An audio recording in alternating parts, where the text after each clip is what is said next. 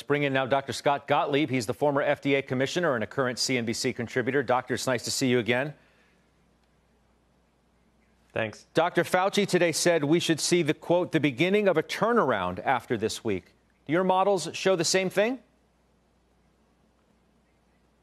Yeah, I think all the models are showing that. The IHME model updated tonight. This is a model out of Washington State University that the White House closely follows, as well as other people. And it showed sharp improvements across the board, with the exception of Louisiana, which showed a slight worsening.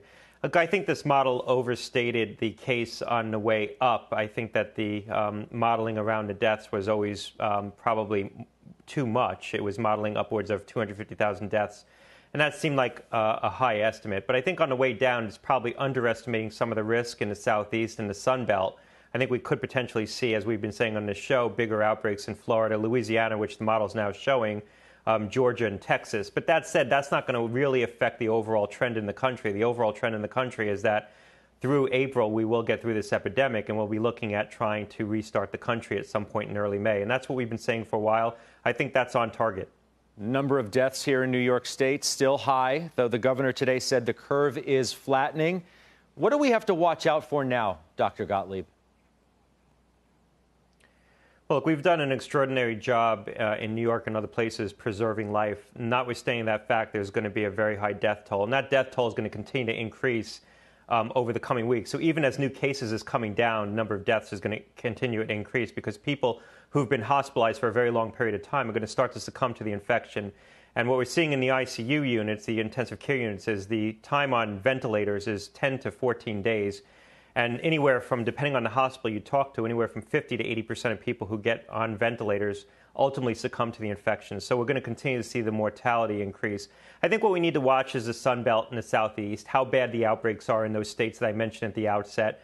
They're going to lead us out of this epidemic nationally. New York's going to come down, and they're going to start to peak, and the cases are going to decline sharply in the city, while parts of the Sun Belt are still coming up or plateauing on their epidemic. And so they're going to lead us out of this. So watching those states is going to be important to understand when the overall trend nationally starts to end. Talking about areas with a generally warmer climate, yet today, Dr. Gottlieb, the National Academy of Sciences, is warning that the virus may not fade into the summer. Your thoughts? Well, it's going to be with us. We're going to continue to have cases every single day through the summer. I don't think there's going to be ever a day that we say we're reporting 0 cases of coronavirus. It has the potential to really collapse in July and August, where you see cases really fall off in the hot, sticky months of the summer here. I think there is a seasonal aspect to this virus. My concern, again, as we've been saying, is September. What happens when we come back? Schools restart, people go back to college, people are indoors more.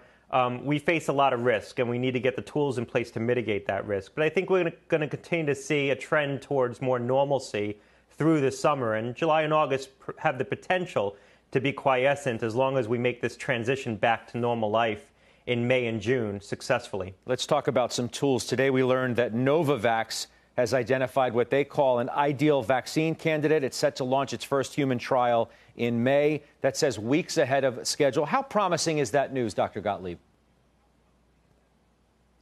Well, I think there's a number of different vaccine platforms that show promise. An mRNA platform, that's Moderna, the company you hear Tony Fauci talk about. Protein-based vaccines, vaccines that use the same construct that we used with respect to the Ebola virus vaccine, so inserting the coronavirus gene segment in that same construct, as well as adenovirus vector vaccines, and that's the kind of vaccine that J&J is working on. I think we need to place 1 or 2 bets within all of those domains and see what ultimately pans out. My guess is multiple vaccines are going to prove successful here, but it's going to take longer. I think on a base case, we need to figure 2 years. We may get lucky and get a vaccine before then, but I think to be safe, we need to figure out how we're going to live multiple cycles, multiple seasons with coronavirus circulating in the background before we get to a vaccine that we have the confidence to use to mass inoculate the population. And that may be 2 years away. Reports today say scientists in China say some recovered patients show either no or low antibody levels. How concerning is that? Well, the patients that were showing lower antibody levels were actually younger patients, and this may be a clue to why younger people aren't getting as sick from coronavirus. It could be that they're getting infected with coronavirus and colonized with it, but not mounting the vigorous immune response that adults are. So they never develop the antibodies to the virus at high levels, but they also never develop the inflammatory response that adults seem to develop that gets them into trouble and gets many people into respiratory complications. I think what this suggests, and this isn't the only piece of evidence that suggests this, which is that there's not going to be a lot of herd immunity. I think the number of people who've actually been exposed to coronavirus in the United States and developed some level of immunity is going to be in the single digits in terms of percentages. I talked to a lot of experts in the field who model these things, model the trends on the flow of the infection through the population, and they say anywhere from 1% to 5% of Americans probably have been exposed to it. Many know it, some don't know it, and develop some level of antibodies. So that's not a very big number. So this idea that there's this mass population have been exposed and are now immune, and they can simply go get these tests and test for their antibody levels, and then they're safe to go back to work. Certainly in fields like healthcare, maybe TSA agents who get in contact with a lot of people, or food handlers, people on checkout lines, people who touch a lot of people, probably at a higher proportion have been exposed to this. But for most Americans, most people, most workers, most office workers, the percentages is likely to be pretty low.